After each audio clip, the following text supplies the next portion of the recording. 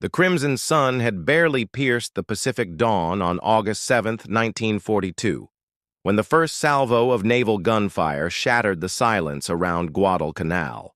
Lieutenant Commander Samuel Morrison watched from the bridge of USS Chicago as shells screamed overhead, their trajectories carving fiery arcs against the purple sky. This was no ordinary dawn. This was the moment America would begin its first major offensive operation against the Empire of Japan, marking what historians would later recognize as the turning point in the Pacific theater. The sleepy Solomon Islands, previously known only to plantation owners and missionaries, had suddenly become the most strategically vital real estate in the South Pacific. Japanese construction crews had been feverishly building an airfield on Guadalcanal's northern coast, a base that would give Emperor Hirohito's forces complete dominance over the sea lanes between America and Australia. If completed, this airfield would serve as an unsinkable aircraft carrier, projecting Japanese power deep into Allied territory and potentially severing the lifeline between the United States and its Pacific allies. Major General Alexander Archer Vandegrift stood on the deck of transport ship USS Macaulay, studying the jungle-shrouded coastline through his binoculars. The commanding general of the 1st Marine Division knew that his 19,000 Marines were about to face their baptism of fire in what would become the longest and most brutal campaign in Marine Corps history. The intelligence reports were sparse and contradictory. Estimates of Japanese strength on the island ranged from 2,000 to 10,000 troops, but nobody knew for certain what awaited them in those dark, forbidding jungles. At precisely 6:13 in the morning, the first wave of Higgins boats churned through the surf toward Red Beach. Private First Class Robert Sterling, clutching his M1 Garand rifle, felt his stomach lurch with each wave that crashed over the bow. Around him, fellow Marines vomited over the sides. Whether from seasickness or terror, nobody could tell. The acrid smell of diesel fuel mixed with salt spray and fear-induced sweat as the landing craft approached the palm-fringed shoreline. Contrary to expectations, the initial landing met virtually no resistance. The Japanese garrison, caught completely off guard by the surprise assault, had retreated into the island's mountainous interior. By nightfall, the Marines had secured their primary objective, the nearly completed airfield, which they immediately renamed Henderson Field in honor of Major Lofton Henderson, a Marine aviator killed at the Battle of Midway. However, this initial success proved deceptively easy. As the tropical sun set on that first day, casting long shadows across the newly captured airstrip, none of the Marines could have imagined that they had just embarked on a 6-month ordeal that would test every aspect of American military capability. The Japanese High Command, shocked by the audacity of the American offensive, was already mobilizing massive reinforcements for what they termed Operation Ka, the recapture of Guadalcanal at any cost.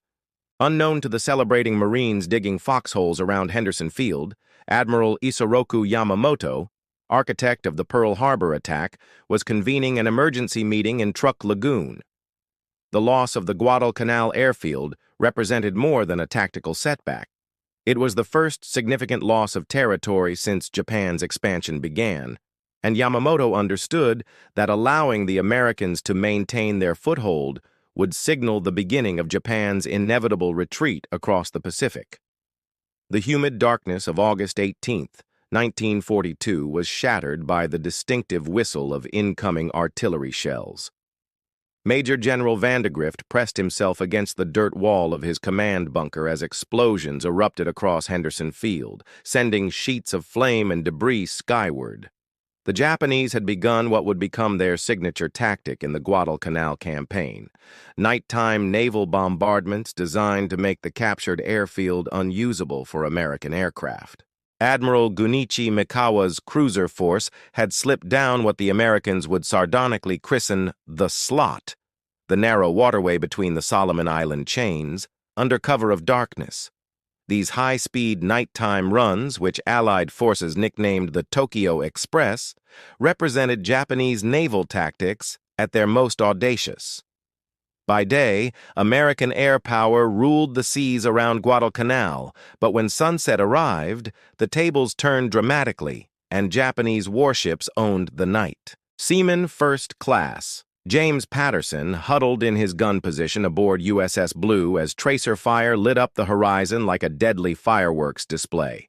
The American naval forces, still learning the harsh lessons of night combat, found themselves outgunned and outmaneuvered by Japanese crews who had trained extensively for precisely these conditions. The Battle of Savo Island, fought in the early morning hours of August 9th, had already demonstrated Japanese superiority in night fighting, with 4 Allied cruisers sent to the bottom in less than an hour. According to military historian Samuel Eliot Morrison's comprehensive account in The Two-Ocean War, the Japanese tactical doctrine emphasized speed, surprise, and the devastating effectiveness of the long-lance torpedo, which outranged anything in the American arsenal.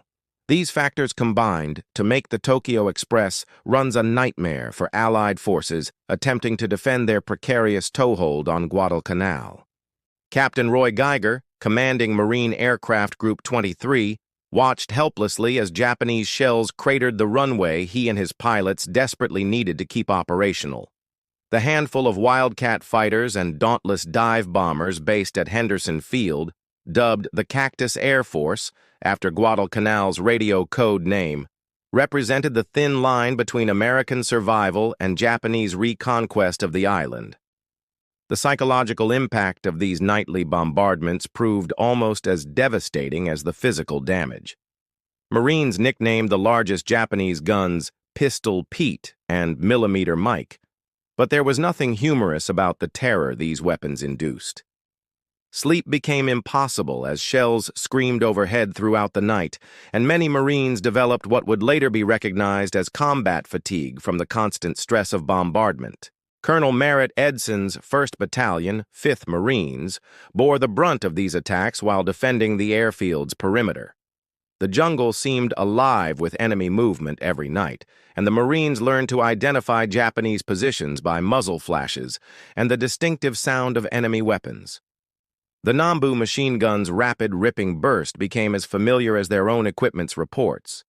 Meanwhile, in Tokyo, Prime Minister Hideki Tojo was assuring Emperor Hirohito that the Americans would be driven from Guadalcanal within weeks. The Japanese High Command, operating under the assumption that only a small American force held the island, continued to underestimate both the size and determination of the Marine garrison. This miscalculation would prove to be one of the most costly intelligence failures in Japanese military history. As August drew to a close, both sides were reinforcing their positions for what promised to be a decisive confrontation. The Americans clung to their narrow perimeter around Henderson Field, while Japanese forces massed in the jungle, preparing for what they confidently expected would be the final assault to reclaim their lost territory.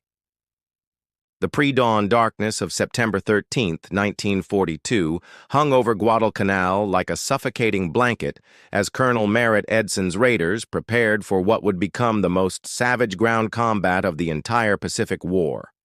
Intelligence reports indicated that Major General Kiyotake Kawaguchi's brigade, roughly 6,000 veteran Japanese troops, was moving through the jungle toward a low ridge overlooking Henderson Field.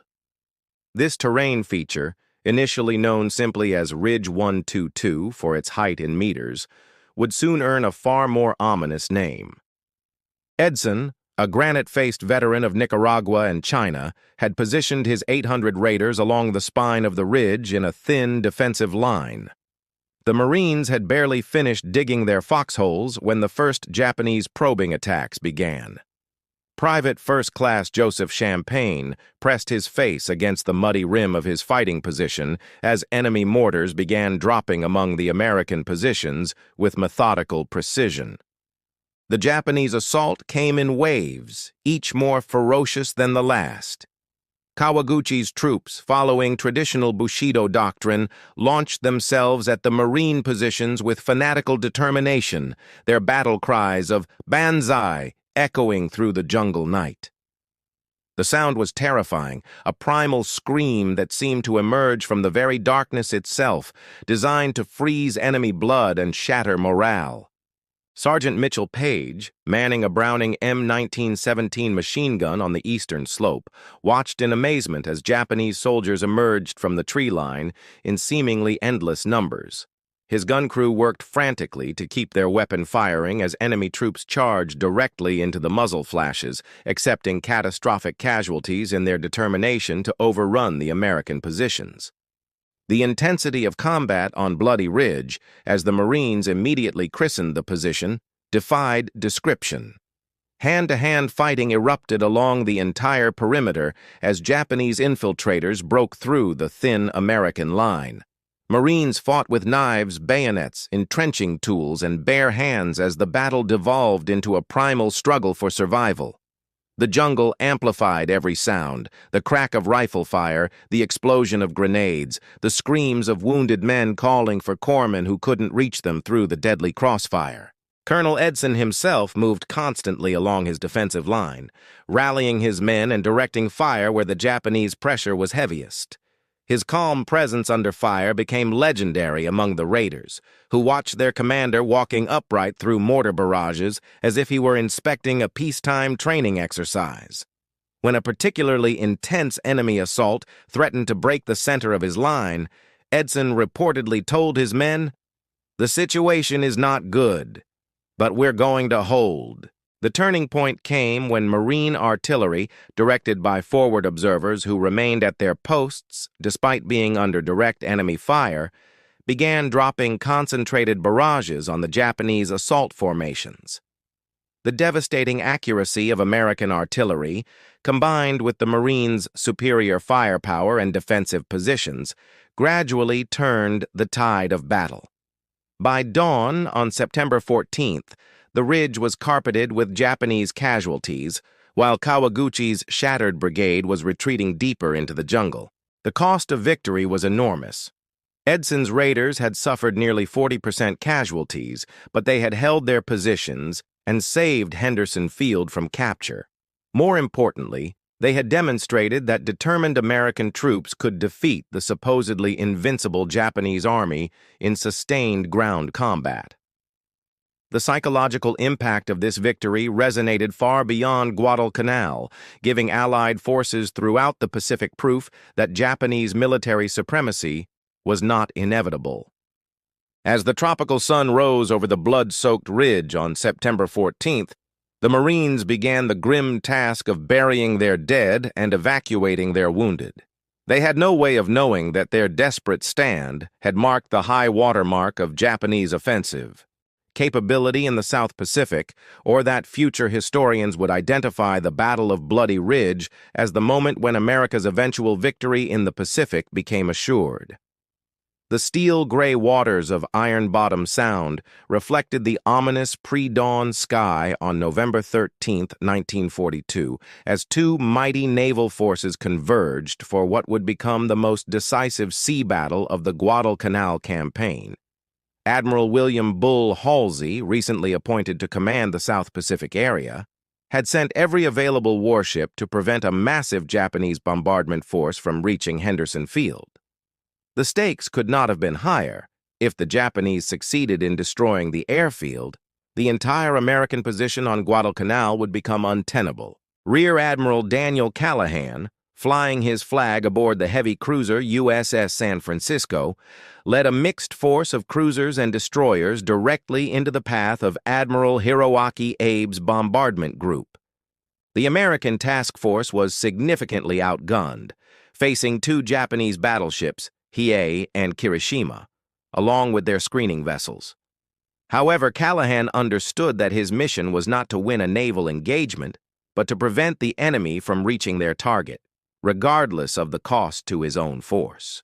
As referenced in historian James Hornfisher's acclaimed work, Neptune's Inferno, the ensuing battle represented naval combat at its most savage and confused. In the darkness before dawn, the two fleets blundered into each other at point-blank range, with some vessels passing so close that sailors could see the faces of their enemies across the narrow gap of black water. Lieutenant Commander Bruce McCandless, serving aboard USS San Francisco, watched in horror as Japanese searchlights suddenly illuminated his ship, turning her into a blazing target for enemy gunners. Within minutes, the cruiser's bridge was swept by devastating fire, killing Admiral Callahan and most of his staff. The ship's captain, Cassin Young, fell mortally wounded, leaving McCandless to fight the vessel while dead and dying officers lay around him. The battle quickly degenerated into a chaotic melee where friend and fire proved almost impossible to distinguish in the darkness. USS Atlanta, caught in crossfire between opposing forces, took devastating hits from both Japanese vessels and friendly fire from other American ships. The light cruiser's entire forward superstructure was destroyed, killing Admiral Norman Scott and most of his staff in a single catastrophic salvo. Aboard the Japanese battleship Hiei, Captain Nishida struggled to maintain formation as American destroyers pressed suicidal attacks against his massive vessel. USS Laffey, under Lieutenant Commander William Hank, charged directly at the battleship, firing every gun that could bear and launching torpedoes at virtually point-blank range.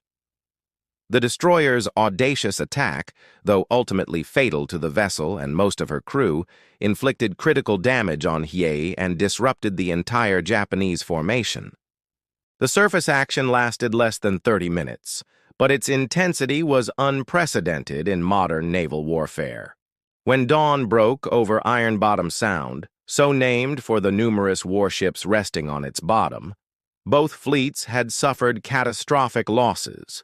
The Americans had lost 4 destroyers and 2 light cruisers, while the Japanese bombardment force had been scattered and their flagship battleship Hiei left dead in the water. Most importantly for the Marines defending Henderson Field, the Japanese had been prevented from conducting their planned bombardment. Admiral Abe, his force scattered and his flagship crippled, abandoned the mission and began withdrawing northward. American dive bombers from Henderson Field found the damaged Hiei later that morning and sent the mighty battleship to the bottom, marking the first time American forces had sunk a Japanese battleship during the war. The naval battle of Guadalcanal continued for 2 more days, with additional engagements that saw the Japanese lose another battleship, Kirishima, along with numerous cruisers and destroyers. By November 15th, the Japanese combined fleet had been forced to acknowledge that they could no longer maintain their forces around Guadalcanal against determined American resistance. The strategic implications were enormous. Japan's failure to neutralize Henderson Field meant that American air power would continue to dominate the waters around Guadalcanal during daylight hours, making Japanese reinforcement and resupply increasingly difficult and costly. The battered control tower at Henderson Field shuddered under the impact of another Japanese bomb as Major John Smith peered through the smoke and debris at the enemy formation passing overhead. It was October 14th, 1942, and the Cactus Air Force, the motley collection of Marine, Navy, and Army Air Force pilots defending Guadalcanal, faced their greatest test yet.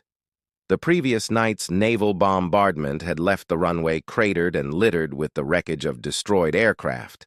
But somehow, miraculously, a handful of fighters remained operational. Captain Joseph Foss, leading Marine Fighter Squadron 121, had already achieved ace status multiple times over, but the relentless pace of combat was wearing down even the most experienced pilots. Flying the stubby Grumman F-4F Wildcat against the superior Japanese Zero required tactics that emphasized the American fighter's strengths, superior firepower and diving speed, while avoiding prolonged turning engagements where the more maneuverable Zero held every advantage. The psychological pressure on the Cactus pilots was immense. Unlike their counterparts in other theaters who might fly a mission and return to comfortable bases, the Henderson Field aviators lived under constant bombardment. They slept in foxholes beside their aircraft, ate cold rations while enemy shells exploded around them, and took off from runways that were often still being repaired from the previous night's attack. Lieutenant Colonel Harold Bauer, commanding Marine Aircraft Group 2-3, understood that his pilots were fighting not just for air superiority, but for the survival of the entire American position on Guadalcanal. Every Japanese bomber that reached Henderson Field meant more damage to the runway, more destroyed aircraft, and fewer resources available for the next day's operations. The mathematics of attrition were brutally simple. If the Cactus Air Force ceased to exist, the Marines defending the perimeter would be overwhelmed within days. The ingenuity displayed by ground crews in keeping aircraft operational under impossible conditions became legendary. Aviation mechanics worked around the clock, often under enemy fire, to repair battle damage using salvaged parts from destroyed aircraft. When spare parts ran out entirely, they manufactured replacements in makeshift machine shops carved out of the jungle. Fuel was so precious that every drop had to be accounted for, and ammunition was rationed like food during a siege. According to accounts preserved in the Marine Corps Historical Center, the esprit de corps among the Cactus Air Force reached extraordinary levels despite the horrific conditions. Pilots who had been shot down multiple times continued flying missions with barely healed wounds, understanding that their small numbers made every man irreplaceable. The shared experience of constant danger and hardship forged bonds between aviators that would last long after the war ended. Technical Sergeant James Faulkner, working as a crew chief for Marine Fighter Squadron 224, witnessed scenes that would have seemed impossible under normal circumstances. He watched pilots take off in aircraft held together with wire and prayer, their engines missing and oil pressure dropping, because the alternative was allowing Japanese bombers to reach their target unopposed. Many of these gallant airmen never returned, but their sacrifices bought precious time for reinforcements to arrive. The turning point for Henderson Field came with the arrival of the 1st Army Air Force P-38 Lightning fighters in November. These twin-engine fighters, with their superior range and firepower, could intercept Japanese formations farther from the base and engage the enemy on more equal terms.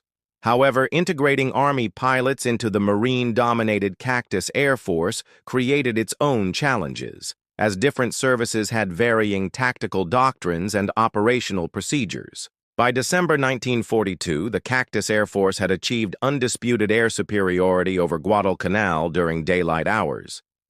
Japanese bombers, suffering unsustainable losses to American interceptors, could no longer conduct effective daytime operations against Henderson Field. This shift in the air war had profound implications for the ground campaign, as Japanese forces found themselves increasingly isolated and unable to receive adequate supplies or reinforcements.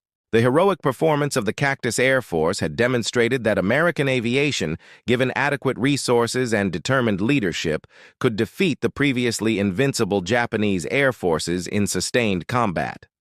The monsoon rains of December 1942 turned Guadalcanal into a fetid swamp, where disease claimed more casualties than enemy bullets. Private First Class William Manchester, serving with the 1st Marine Division, huddled in his waterlogged foxhole as tropical downpours transformed the island into a hellish landscape of mud, rotting vegetation, and omnipresent death. The Marines had been fighting for 4 months, and many were beginning to show the telltale signs of what doctors were learning to call combat fatigue. Malaria had become as deadly an enemy as the Japanese. Hospital Corpsman 2nd Class. Robert Jenkins moved between patients in the improvised field hospital, administering precious quinine to Marines whose bodies were racked with fever and chills. Medical supplies were running critically low, and many wounded men were forced to endure surgery without adequate anesthesia. The sound of men screaming during operations had become as familiar as the crack of rifle fire along the perimeter. On the Japanese side, conditions were even worse. Colonel Tsuji Masanobu, serving as a staff officer with the 17th Army, watched in horror as soldiers under his command literally starved to death in the jungle. The failure of the Tokyo Express runs to deliver adequate supplies had reduced the once mighty Japanese garrison to eating grass, bark, and roots. Many soldiers were too weak from malnutrition to carry their weapons, yet Japanese military doctrine demanded that they continue attacking American positions regardless of their physical condition. The contrast between American and Japanese supply situations illustrated the growing disparity in industrial capacity between the two nations. While Marines complained about cold rations and limited medical supplies, they still received regular deliveries of food, ammunition, and replacement equipment. Japanese forces, cut off from effective resupply by American air and naval power, were slowly being starved into submission. Major General Vandegrift, preparing to turn over command to Major General Alexander Patch's 14th Corps, reflected on the transformation his Marines had undergone since landing 4 months earlier. The young men who had stepped onto Red Beach in August had been replaced by hollow-eyed veterans who moved through the jungle with the fluid grace of predators. They had learned to fight in conditions that would have broken peacetime soldiers, and their hard-won experience had created the finest infantry force in American military history. The psychological warfare aspects of the Guadalcanal campaign became increasingly important as both sides struggled with exhaustion and dwindling resources. Japanese propaganda broadcasts, transmitted from powerful radio stations in Rabaul, attempted to demoralize American forces with claims that their families had forgotten them, and that Japan was winning victories throughout the Pacific. The Marines countered with their own psychological operations, broadcasting surrender appeals in Japanese and using captured enemy equipment to spread disinformation. As documented in Richard Frank's comprehensive study, Guadalcanal, the Definitive Account, the Japanese High Command was beginning to recognize that their position on Guadalcanal had become untenable. The enormous losses in ships, aircraft, and trained personnel could not be sustained indefinitely, and other Pacific theaters were demanding resources that were currently being poured into the Guadalcanal meat grinder. Emperor Hirohito himself had begun questioning whether the campaign should continue, marking the first time during the Pacific War that Japanese leadership seriously considered abandoning territory they had previously controlled. The psychological impact of this shift in thinking would resonate throughout the Japanese military establishment, undermining confidence in ultimate victory that had sustained their forces since Pearl Harbor. By January 1943, American intelligence was detecting signs that the Japanese were preparing to evacuate their remaining forces from Guadalcanal. Radio intercepts revealed frantic preparations for what the Japanese called Operation Key, a complex withdrawal plan designed to extract their surviving troops under cover of darkness while maintaining the fiction that they were actually launching a new offensive. The human cost of 6 months of savage fighting was becoming clear to commanders on both sides. American casualties exceeded 7,000 killed and wounded, while Japanese losses were estimated at over 25,000. More importantly, Japan had lost irreplaceable naval aviation units and experienced ship crews that had taken years to train. These losses would handicap Japanese operations throughout the remainder of the Pacific War. The pre-dawn darkness of February 7, 1943, concealed the final act of one of history's most brilliantly executed military withdrawals as Japanese destroyers slipped silently through Iron Bottom Sound on their last evacuation run. Admiral Isoroku Yamamoto had personally overseen the planning of Operation K, transforming what could have been a catastrophic rout into a masterpiece of tactical deception that would save the remnants of Japan's Guadalcanal garrison. Rear Admiral Shintaro Hashimoto commanded the final evacuation flotilla, knowing that American intelligence was tracking his movements and that dawn would bring devastating air attacks from Henderson Field. The Japanese High Command had accepted the reality that Guadalcanal was lost, but they were determined to preserve as many experienced troops as possible for future defensive operations. The alternative, allowing 30,000 veteran soldiers to be captured or killed, was simply unacceptable to the warrior culture that dominated Japanese military thinking. Colonel Kiyonao Ichiki, One of the few surviving regimental commanders from the original Japanese garrison watched skeletal soldiers board the evacuation vessels in disciplined silence. These men, reduced to living skeletons by months of starvation and disease, maintained their military bearing even in defeat.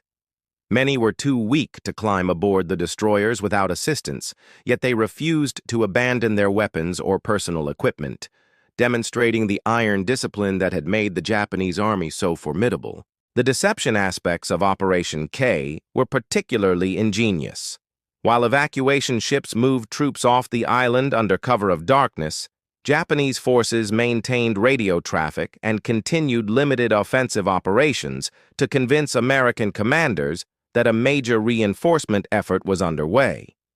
This tactical deception succeeded brilliantly, with Allied intelligence reporting significant Japanese buildup right up to the moment when the last enemy soldier left Guadalcanal.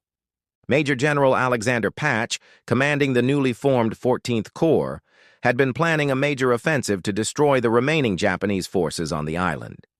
His intelligence staff estimated enemy strength at over 15,000 combat-effective troops, not realizing that most Japanese units existed only on paper and that actual combat strength had dwindled to a few thousand starving survivors scattered throughout the jungle.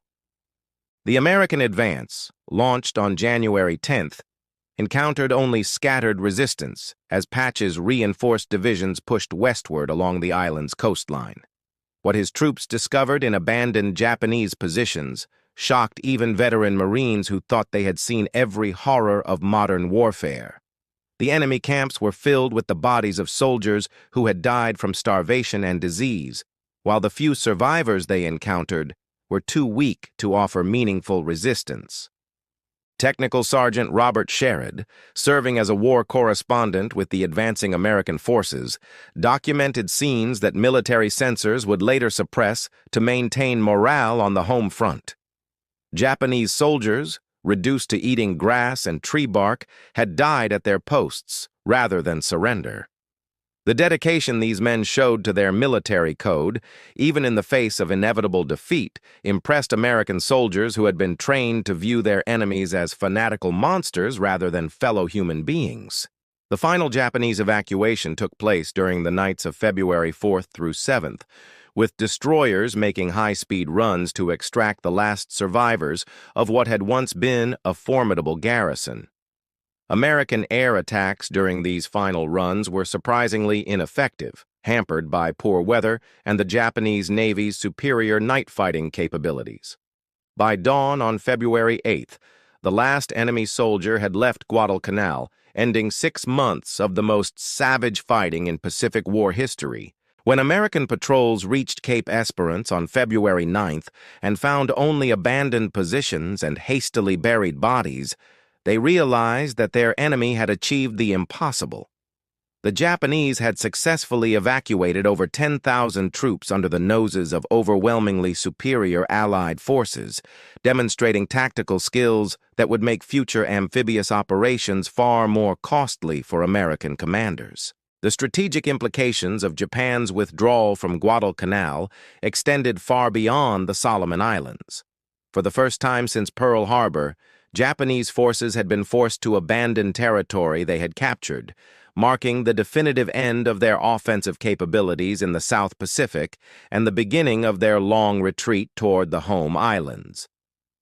The morning sun of February 9th, 1943, cast long shadows across the abandoned Japanese positions at Cape Esperance as Lieutenant Colonel Lewis Chesty Puller's Marines cautiously advanced through the silent jungle.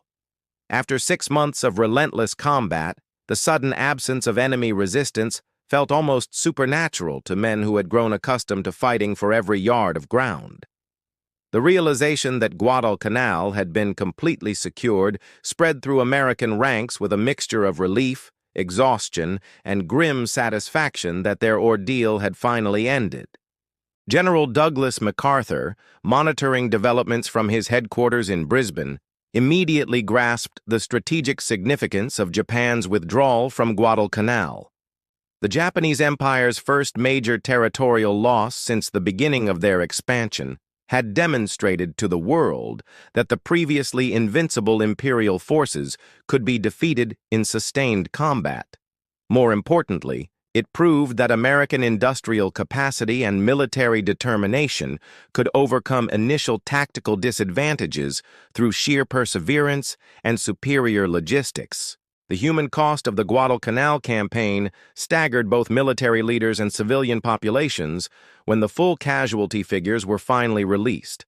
American losses totaled over 7,000 killed and wounded, while Japanese casualties exceeded 30,000. However, the strategic impact extended far beyond these raw numbers. Japan had lost irreplaceable naval aviation units, experienced ship crews, and veteran ground forces that had required years to train and could never be adequately replaced given their shrinking resource base. Admiral Chester Nimitz, commanding the Pacific Fleet from his headquarters in Pearl Harbor, understood that Guadalcanal represented more than just a tactical victory. The campaign had provided American forces with invaluable experience in amphibious operations, jungle warfare, and coordinated air-sea-land campaigns that would prove essential in future operations against fortified Japanese positions throughout the Pacific. The lessons learned in blood on Guadalcanal would save countless lives in subsequent battles. The psychological impact on both sides proved equally significant. American morale soared as news of the victory reached the home front, providing concrete proof that the United States was not only holding its own against Japan, but actually beginning to push back the enemy tide. War bond sales increased dramatically, industrial production reached new peaks, and military recruitment surged as Americans gained confidence in ultimate victory. Conversely, the loss of Guadalcanal shattered Japanese confidence in their military invincibility and forced their high command to acknowledge that they were now fighting a defensive war. Emperor Hirohito, previously shielded from unwelcome news by his advisors, began receiving accurate reports about Japan's deteriorating strategic position. The realization that American industrial capacity far exceeded Japanese capabilities led to increasingly desperate attempts to achieve a negotiated peace before total defeat became inevitable. The strategic initiative in the Pacific had irreversibly shifted to the United States. With secure bases in the Solomon Islands, American forces could now threaten Japanese positions throughout the South and Central Pacific. The island-hopping campaign that would characterize the remainder of the Pacific War became possible only because Guadalcanal provided the launching pad for further operations against the shrinking Japanese Empire. Intelligence analysis conducted after the campaign revealed the full extent of Japanese logistical failures during the Guadalcanal operations.